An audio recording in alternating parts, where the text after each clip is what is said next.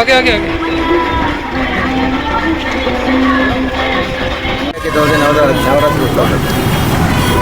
వినాయక చవితి నవరాత్రి ఉత్సవాల్లో భాగంగా తొర్రూరు జర్నలిస్టు కాలనీలో జర్నలిస్టుల ఐక్యంగా సమిష్టిగా విగ్రహాన్ని ఏర్పాటు చేయడం జరిగింది. అలాగే నవరాత్రి ఉత్సవాలు చాలా ఘనంగా సంతోషదాయకంగా జరుపుకోవడం జరిగింది. ఇట్టి ఉత్సవానికి ఇట్టి కార్యక్రమానికి తోటి మిత్రుల కుటుంబాలు అందరం కలిసి ఎంతో భక్తి శ్రద్ధలతో నిర్వహించడం జరిగింది.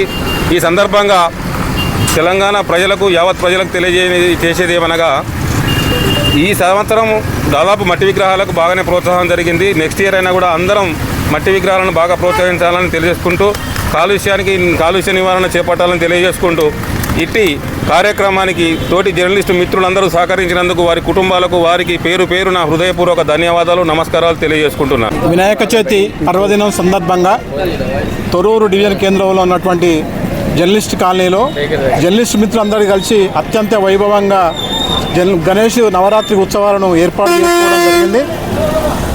రాబోయే కాలంలో కూడా మరింత ఉత్సాహపూరిత వాతావరణంలో మట్టి విగ్రహాలతో వినాయక చవితి ఉత్సవాలను జరుపుకోవాలని జర్నలిస్ట్ మిత్రులందరూ అనుకోవడం జరిగింది.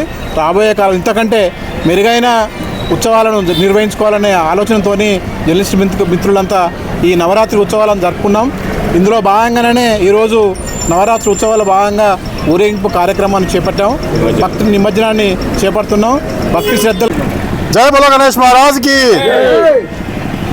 గణపతి నవరాత్రి ఉత్సవాల్లో భాగంగా ఈరోజు నవరాత్రులు పూర్తి చేసుకొని ఈరోజు నిమజ్జన కార్యక్రమానికి బయలుదేరిన గణనాథునికి మా జర్నలిస్టు కుటుంబాలందరూ కలిసి భక్తి శ్రద్ధలతో 9 రోజులు పూజలు పూర్తి చేసుకొని ఈరోజు నిమజ్జన కార్యక్రమానికి బయలుదేరుతున్నాము.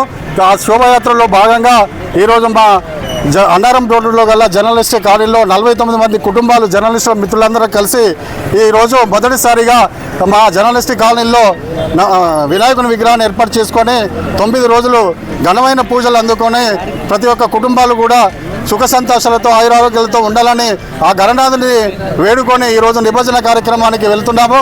కాబట్టి ఈరోజు మొదటిసారిగా చేసుకున్నాము. రాబోయే రోజుల్లో కూడా మా 49 మంది కుటుంబ జర్నలిస్ట్ మిత్రులందరూ కూడా ఇంకా పెద్ద ఎత్తున గణనాథుని విగ్రహాన్ని పెట్టుకొని పెద్ద ఎత్తున పూజా కార్యక్రమాలు చేసుకుంటామని